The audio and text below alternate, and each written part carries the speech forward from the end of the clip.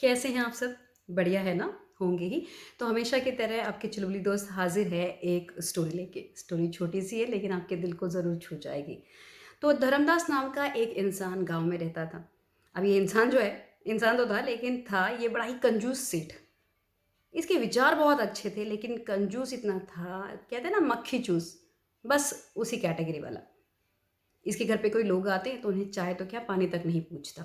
साधु, महाराज, भिखारी ऐसे कोई दिख जाए तो पहले ही अपना दरवाज़ा बंद कर लेता। तो एक बार धर्मदास के दरवाजे पे एक साधु महाराज पहुंचे। अब उस टाइम पे लकीली कहिए अनलकीली कहिए, धर्मदास वहीं पे दरवाजे पे खड़ा था। साधु महाराज गए, उन्होंने कहा कि भाई एक रोटी दे दो।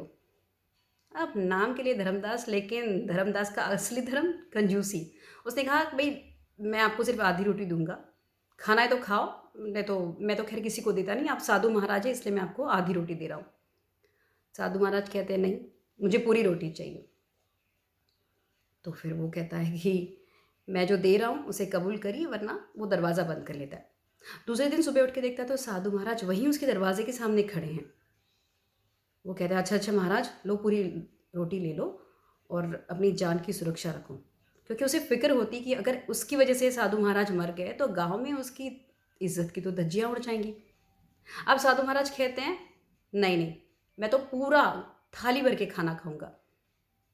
धर्मदास कंजूस दास दरवाज़ा बंद कर लेता है।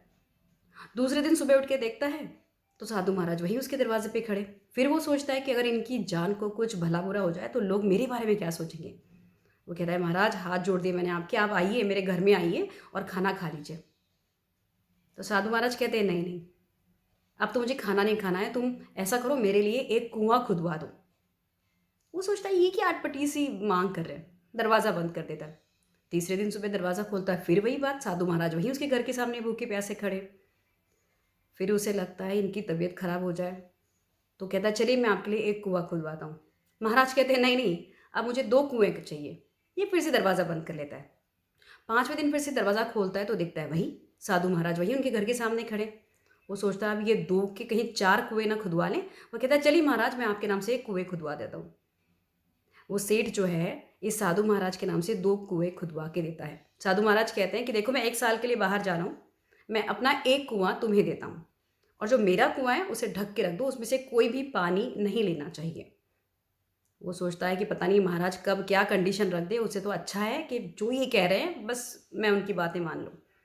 तो साधु महाराज के नाम का जो कुआं होता है वो ये ढक के रख देता है। पर साधु महाराज कहते हैं हाँ, जो कुआं मैंने तुम्हें दिया है उस कुएं से तुम गांव वालों को पानी पिलाओगे, रोज अपने कुएं में से लोगों को पानी लेने दोगे। धर्मदास कुछ भी रिस्क नहीं लेना चाहता था, वो हाँ हाँ हाँ हाँ कहते चला। आखिरकार एक साल बाद साधु महाराज वापस लौट के आए और जब वो लौट के आए तो उन्होंने कहा धर्मदास से कि मेरा वाला जो कुआं है वो दिखाओ उसमें कितना पानी है। तो धर्मदास ने परमानेंट उसके ऊपर कवर चढ़ा था, वो कवर निकलवाया और गांव वालों ने, धर्मदास ने, साधु महाराज ने, सबने देखा उस कुएं में पानी ही नहीं था। सारे के सारे सरप्राइज्ड हो गए और महाराज से पूछने लगे कि महाराज ये क्या मैजिक है। तो महाराज ने उनसे कहा कि देखो ऐसी बात है कि जब आप कुआं खोदते हैं तो उसमें पानी आता है और जिस कुएं का पानी ज़्यादा यूटिलाइज होता है वहाँ पे फिर से पानी आते रहता है। अगर किसी दूसरे कुएं का यूटिलाइजेशन ना हो, उसका पानी अगर यूज़ ना किया जाए तो आइदर वो कुआं सूख जाता है या उसके अंदर का पानी सड़ जाता है। अब यहाँ पे धर्मदास ने उसके कुएं से सबको पानी लेने दिया। इसकी वजह से फ़ायदा ये हुआ कि उसके कुएं में पानी अपने आप आते रहा। ऐसा ही कुछ हमारे धन के साथ, यानी कि अपनी दौलत जो हम जमा के रखते हैं उसके साथ होता है। बस जमाए जाते हैं पर उसका सदुपयोग नहीं करते। तो महाराज धर्मदास को और गांव वालों को यही समझाते हैं कि आप जो पैसा जमा के रखते हैं उसका सदुपयोग करें, उसे अच्छे कामों के लिए यूज़ करें। सभी लोग साधु महाराज को हाथ जोड़ते हैं और साधु महाराज वहाँ से दूसरे गांव की ओर निकल जाते हैं। है ना प्यारी स्टोरी? मॉरल इसका कितना अच्छा है। हम सभी सेल्फिश होते हैं, अपने लिए कुछ ना कुछ हम इकट्ठा करते रहते हैं, लेकिन उस चीज़ का उपयोग अगर हम अच्छे काम के लिए करें तो उसका सदुपयोग होगा, वो अच्छी जगह यूटिलाइज होगा। हम जो पैसा कमाते हैं वो अपने साथ अगर हम चैरिटी कर पाएँ, जहाँ पे ज़रूरतमंद लोग हैं अगर उन्हें भी दे पाएँ तो कितना अच्छा होगा। बहुत ज़्यादा इस मॉरल को डिस्कस नहीं करेंगे, आप मेरे कहने का तात्पर्य समझ ही चुके हैं। Giving back to society. Knowledge है वो दीजिए, पैसा है वो दीजिए, जिस किसी वे में आप लोगों को मदद कर सकते हैं ज़रूर करिए। क्योंकि कहते हैं ना कि जब आप एक हाथ से देते हैं तो दूसरे हाथ से भगवान आपको बहुत कुछ देता है। आई एम श्योर अपनी नॉलेज की दौलत, अपनी पैसों की दौलत आप ज़रूर बढ़ाना चाहेंगे, तो दूसरों की मदद ज़रूर करते रहिए। आ रही है स्टोरी मेरे page RJ Ashwini, YouTube channel RJ Ashwini and on my Instagram handle which is radio वाली अश्विनी।